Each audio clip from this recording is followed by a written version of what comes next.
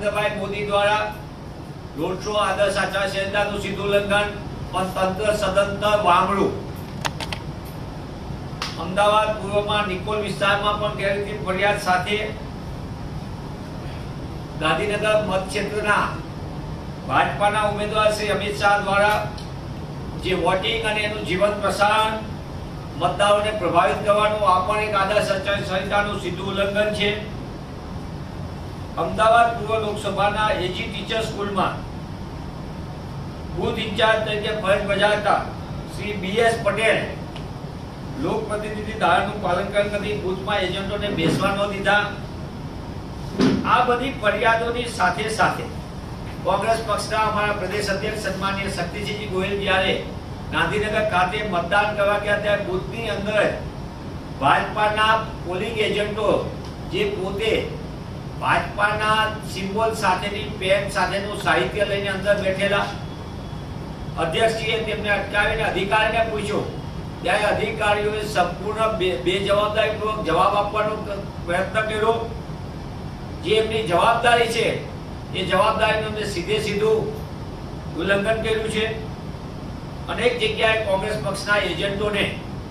બૂથની અંદર બેસવા ન દેવામાં આવ્યા, અનેક જગ્યાએ એજન્ટોને બૂથમાંથી દૂર કરવાનું કર્યું, કોઈ જગ્યાએ તમારી સિગ્નેચરની વિસંગતતા છે, કોઈ જગ્યાએ બીજી બાબતો કરી અને સમગ્ર રીતે નવસારી લોકસભામાં, જામનગર લોકસભા ક્ષેત્રમાં, ગાંધીનગર લોકસભા ક્ષેત્રમાં, કચ્છ લોકસભાના અમુક બૂથો ઉપર રીતસરના કોંગ્રેસ પક્ષના બૂથ એજન્ટોને દૂર કરીને એક તરફી મતદાન કરવા માટેનો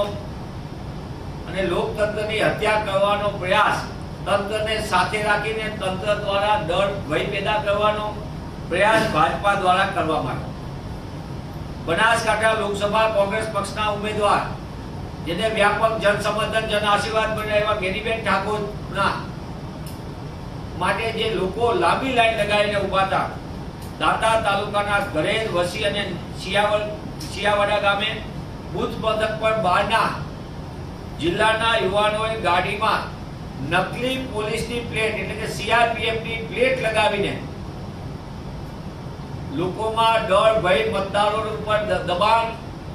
કરવાનો પ્રયાસ પણ અહીંયા કરવામાં આવ્યો। જે લોકો સીઆરપીએફની નકલી બનીને પ્લેટ લગાવીને કામ કરતા હતા તેમને પકડી લેવામાં આવ્યા અને પોલીસે હજી સુધી એમની ઉપર કોઈ એવા ગંભીર પગલાં ભર્યા નથી। આ ગંભીર ગુનો છે, એક તો સીઆરપીએફનું પ્લેટ વાપરીને પોલીસના નામે સમગ્ર વ્યવસ્થા। તો મતદાન પ્રક્રિયાના અમુક કિસ્સાઓમાં ચોક્કસ કોંગ્રેસે હવે વાંધો ઉઠાવ્યો છે, પરંતુ મતદાન પ્રક્રિયા